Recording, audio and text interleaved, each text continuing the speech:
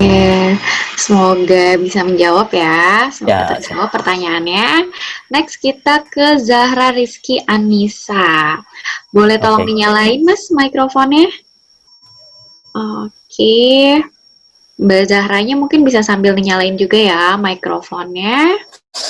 Silahkan Mbak Zahra. Tes. Halo Mbak. Saya mau tanya terkait komponen yang mau kita representasikan. Jadi misalnya kayak bentuknya gimana, letaknya di mana ya, yang bisa dibilang bagus dalam desain dan efektif. Kayak saya pernah mau bikin button gitu. Misalnya dua pilihan, aplikasi donor darah. Kita mau ngedonor atau mau mencari pendonor. Nah, di satu komponen aja gitu bingung.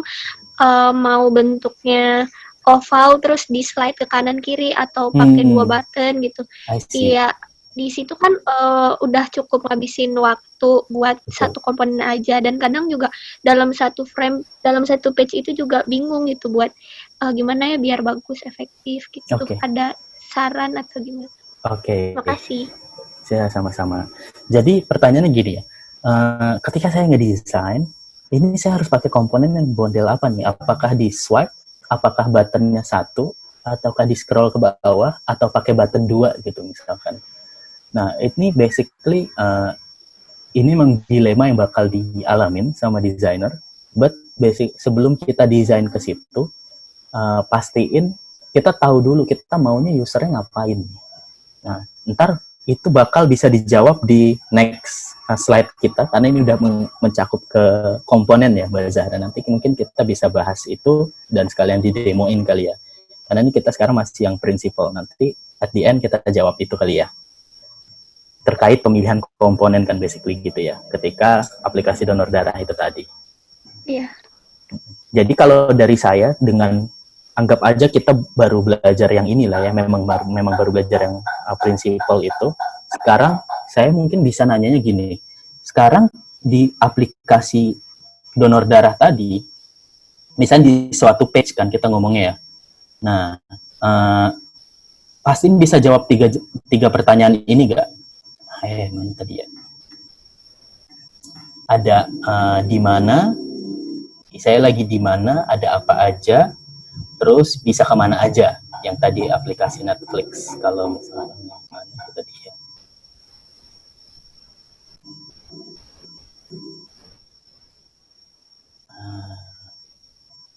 nah ini kan basically kan kayak gini ya tadi ya contohnya.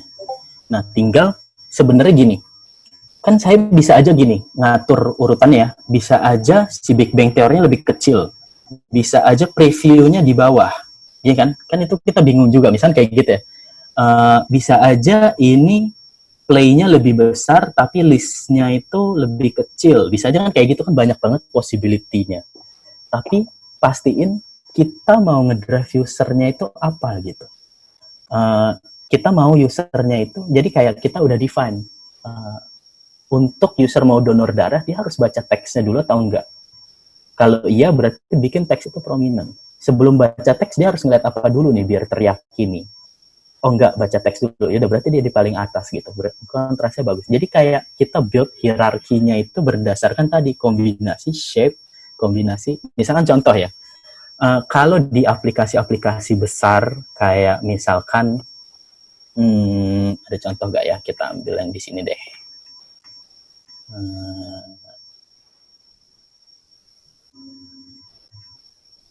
Belum, masih di bawah, nanti contohnya bakal banyak di bawah basically. Cuman kayak di sini, ini kenapa Netflix bisa naruh The Big Bang Theory lebih gede? Pasti desainer pengen, ayo cobain film baru nih, Big Bang Theory.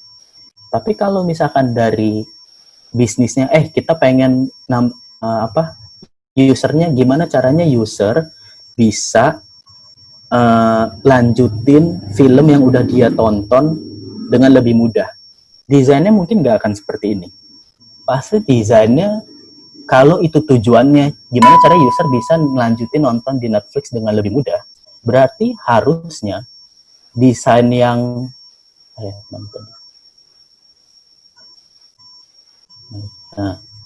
berarti bagian ini tuh harus di paling atas gitu. Kebayang nggak? Kombinasinya itu tergantung kita mau user mau ngapain dulu nih dari sisi yang udah kita define dulu nih terkait strukturnya. Ternyata by data orang itu bakal ngabisin satu film dulu baru dia milih film baru. Misalkan contoh datanya ini kita asal ya. Cuman misalkan data scientist nemuin, ternyata di Netflix itu behaviornya orang tuh nonton satu film dulu sampai kelar baru dia cari film lain. Berarti kan gimana caranya user bisa ngelanjutin film yang udah pernah ditonton, dia bisa dengan gampang. Pasti desainnya nggak akan seperti ini. Pasti desainnya ini jauh lebih di atas kan, paling atas, ya gak? Kebayang nggak maksudnya? Jadi depends on kita mau achieve apa nih di satu page itu gitu. Nah mungkin kalau emang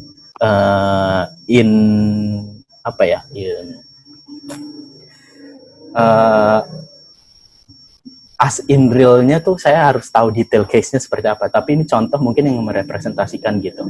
Jadi kalau misalkan dari kita pengen ngebikin orang biar lebih mudah untuk melanjutin nonton, berarti solusi ini nggak tepat gitu. Karena ini untuk ngasih recommendation ke user. Kalau dari Netflix datanya kayak gitu, dan kita mau emphasize orang biar lebih gampang lanjut nonton, berarti pindahin ke atas, misalnya gitu. Jadi lebih besar gitu.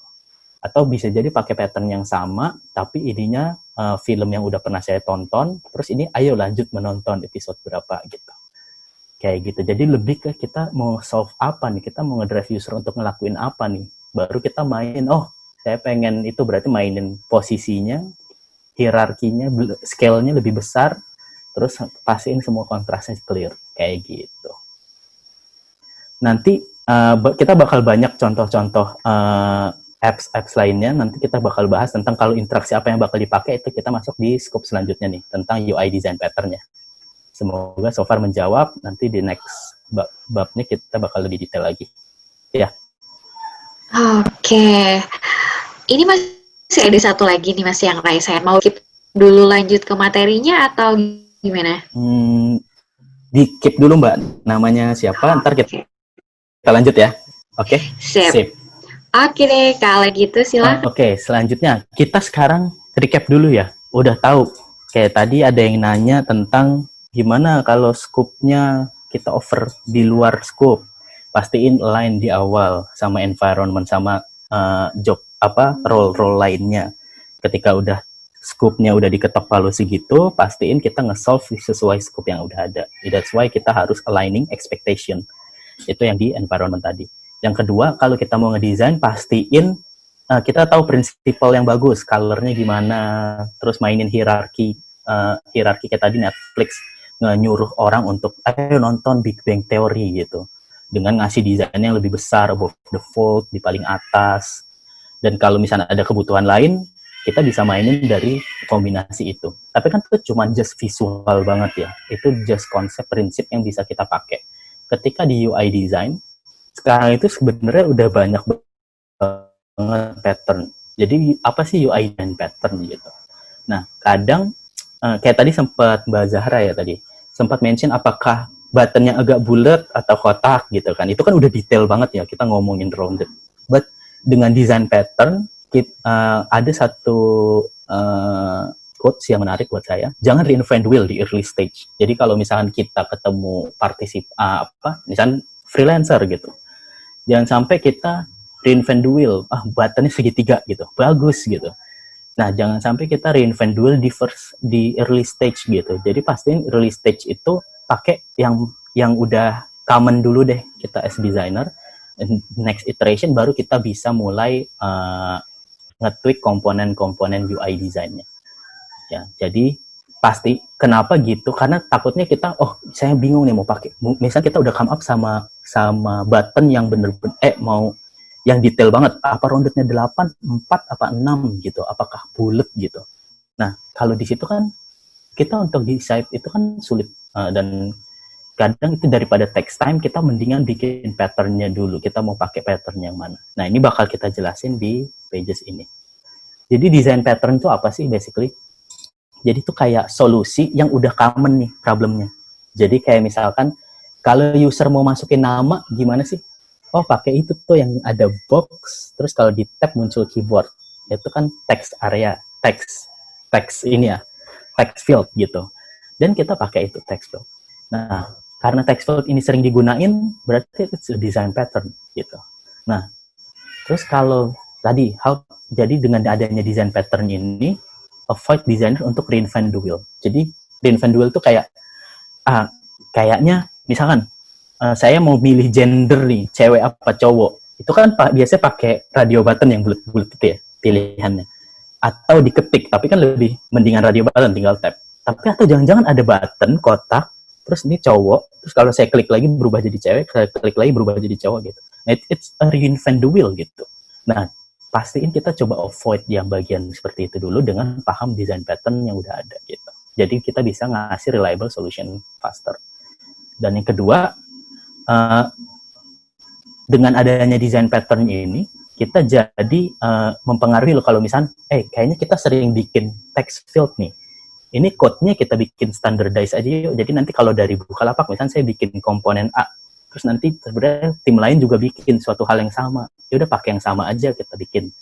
Nah, ini jadi pattern desain kita. Jadi nanti desainernya, engineeringnya juga codingnya sama nih, front end codingnya nih gitu. Jadi ini benar-benar kayak dari desainer bisa mempercepat prosesnya, dan dari kalau memang udah nge-sync sama engineer-nya juga, sama code-nya, itu juga jadi ntar development-nya jadi lebih cepat. Nah, biasanya what is the most common UI design pattern? Sebenarnya kayak navigasi. Jadi navigasi itu yang tadi, navigasi itu tuh kita bisa kemana aja, bisa klik kemana. Atau input area, atau content structuring, dialogue, and action. Biasanya ini common, aslinya banyak banget. Nah, kita coba run through satu-satu ya, design pattern.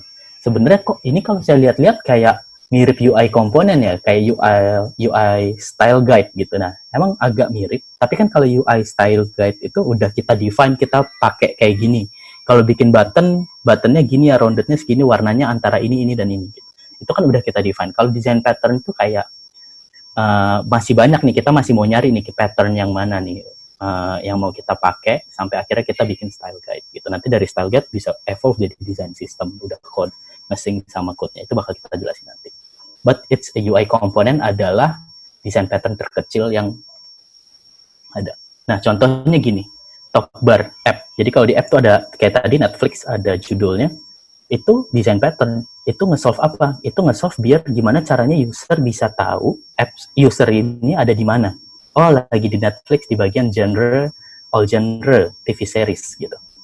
Itu navigation. Ya, itu berarti kan ada judulnya gitu. Tapi ada hamburgernya juga, ada actionnya juga gitu. Nah, top app bar ini udah karena punya tujuan yang sama dan untuk nge-solve suatu problem yang sama, ini bisa kita sebut dengan design pattern.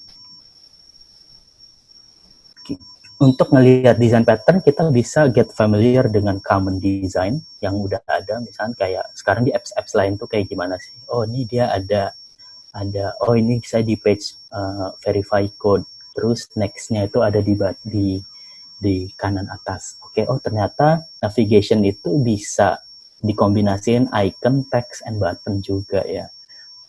Jadi learn kita aja kira-kira top navigation itu ada gimana aja sih bentuknya gitu. Ada juga yang cuman icon doang nih gitu. Kenapa cuman icon ya? Ini saya jadi nggak tahu lagi ada di mana. Tebak ini state-nya lagi scrolling ke bawah kan ya. Mungkin dari desainernya pengen kita fokus ke 3 button. Oh ternyata bisa ada juga pattern kayak gini. No, apapun yang kombinasinya, basically kita udah tahu. Oke, ini top navigation pasti ada di semua apps. Gitu. Yang kedua tuh bottom navigation. Ada banyak gitu ya, kayak ternyata ada yang cuman icon aja nih, ada yang ada teksnya nih biar jadi lebih jelas, search, library, and home. Nah, kita mungkin bisa ya udah kita kumpulin dulu aja. Oke, ini kayak bottom navigation. Jadi kayak kita coba ngeliat pattern-pattern yang udah ada. Oh, ternyata bisa ya bottom navigation tanpa teks. Tapi pastiin apakah lebih bagus dari yang kanan atau enggak. Itu bisa kita validate atau dari heuristik user bisa paham gak ya kalau HQ itu apa sih sebenarnya kalau saya klik. Nah, kalau mungkin akan clear kalau misalkan in general gitu ya, kayak icon-icon general. Tapi kalau misalkan actionnya tuh lebih ke misalnya ada ikonnya itu bintang. Wah, ini bisa multitafsir, mungkin agak nggak works nih sebelah kiri. Saya bisa pakai yang kanan, pakai teks. Nah, di sini kita tujuannya coba kenalin dulu nih desain pattern yang ada, terus ntar kita coba lihat sekarang di current market tuh kombinasinya kayak gimana aja sih, gitu. Ini contohnya ada 2 nih, kayak gitu. Nah, yang ketiga, tab navigation, ini switch between page. Nah, ada yang pakai icon, ada teksnya, terus ada garisnya.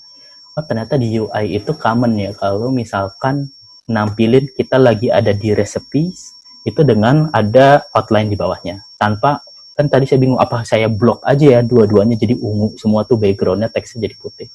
Cuman, ternyata dari garis di bawah aja tuh udah lumayan representatif ya ternyata gitu. Jadi mungkin bisa jadi tag decision. Nah, di Instagram juga ada cuman icon doang, apakah ini jadi.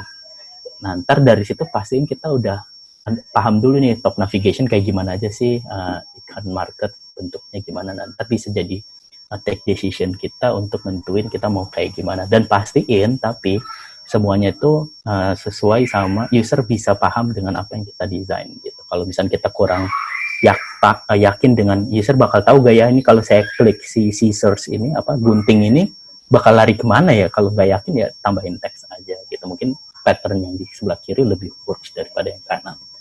Kayak gitu. Selanjutnya tuh content structuring. Jadi kayak gimana cara kita nge-stack komponen, bisa pakai card, bisa pakai section. Nah, ini contohnya ini card gitu. Kayak gitu. Ini content structuring, dan yang terakhir ada input. Itu ada text field. Kalau misalnya kita lihat, text fieldnya ada yang garis, ada yang kotak. Ada juga ketika di tab dia pop up nih, ada di atasnya nih Airbnb-nya gitu, nempel sama keyboardnya yang biru tuh. Ternyata bisa kayak gitu. It's just pattern the way on how user fill the information gitu. And radio button and checkbox yang ini banyak lah.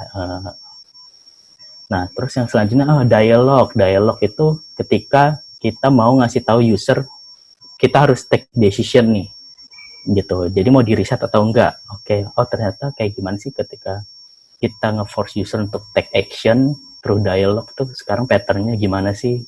Ada yang di tengah, ada yang di bawah. Nah, terus ada yang ada images-nya, ada yang ada button-nya. Itu just get familiar aja dulu sama pattern-pattern yang udah ada gitu. Mungkin kalau dari sini kayaknya kalau di tengah sama di bawah akan lebih bagus di bawah gak ya, dengan sekarang kondisi handphone yang layarnya besar gitu misalnya, mungkin jadi lebih mudah untuk reachability-nya gitu. Jadi ya udah kita pakai yang kanan mungkin jadi lebih bagus, atau ada concern lain terkait di tengah atau gimana. Itu nanti bisa kita sesuai kita mau ngedrive usernya kayak gimana. Gitu. Nah, terus action. Jadi action itu ada primary button. Jadi kalau kalian lihat di kedua desain ini kita sebut dengan primary action button. Primary action button itu biasanya action yang harus dilakuin user untuk finish their task. Jadi, kenapa sih dia warnanya biru, yang lainnya hitam? Karena desainer tuh ngebikin call to action-nya itu ke unlock gitu. Karena nggak mungkin juga kita langsung klik exercise 1, karena kita harus unlock dulu. Nah, ini gimana caranya hierarkinya dari color and position-nya ngedrive mata kita untuk fat burn and unlock apa nih gitu. Bukan exercise gitu. Jadi kayak untuk ngelakuin di page ini saya harus unlock dulu. Sama kayak ini Airbnb. Ketika saya udah nyampe di sini, ini Villa Lotus G5 Cipanas. Kan dari desain kita pengennya ayo cek availability-nya gitu dari user. Nah, makanya kita bikin button itu prominent warna merah, kontras. Ketika di scroll dia stick di bawah gitu. Jadi kayak usernya emang di drive untuk ngeklik button warna merah itu.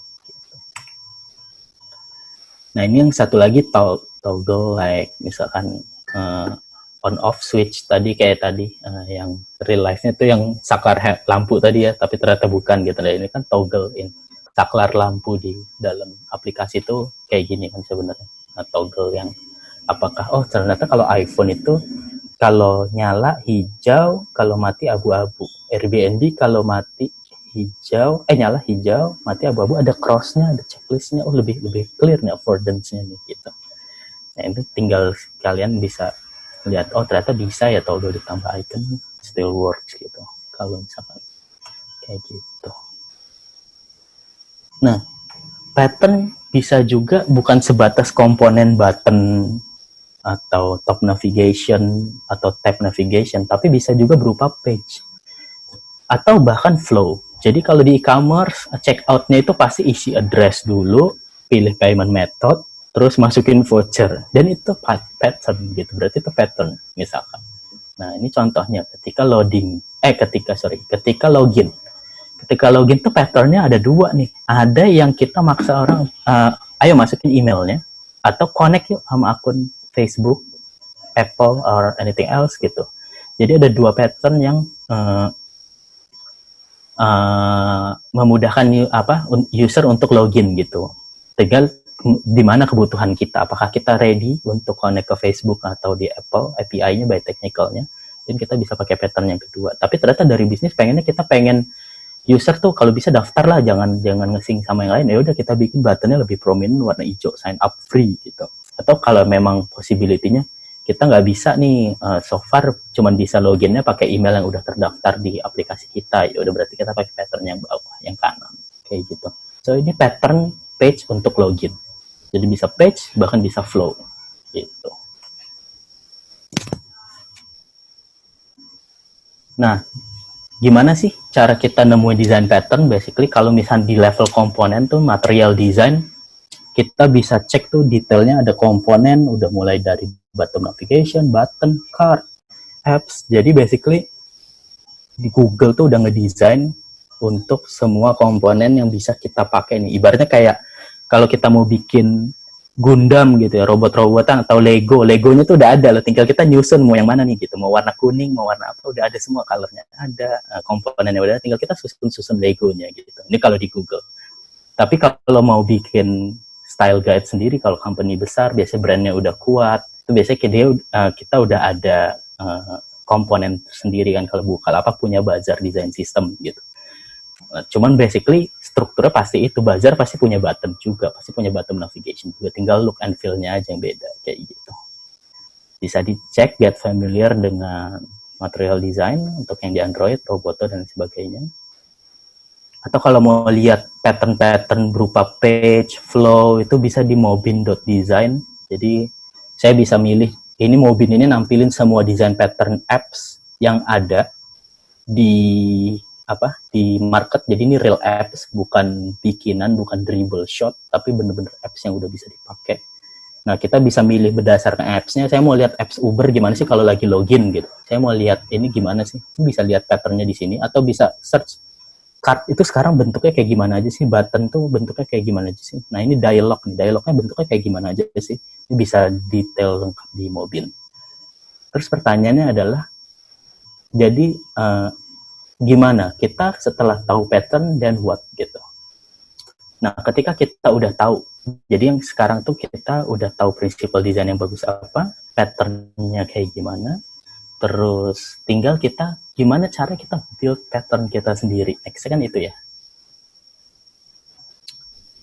Nah, kalau misalkan kalian di fase exploring design terkait misalnya either itu di level interaksi, di level structure, atau di level high fidelity-nya, button-nya mau rounded-nya sedetail apa, itu pastiin kita at the end kan gak mungkin ya, misalkan saya ambil style-nya si ini nih, yang tengah nih misalkan, tapi di screen lain saya ambil style-nya yang di kanan, kan gak mungkin ya kayak gitu. Pastinya kita konsisten.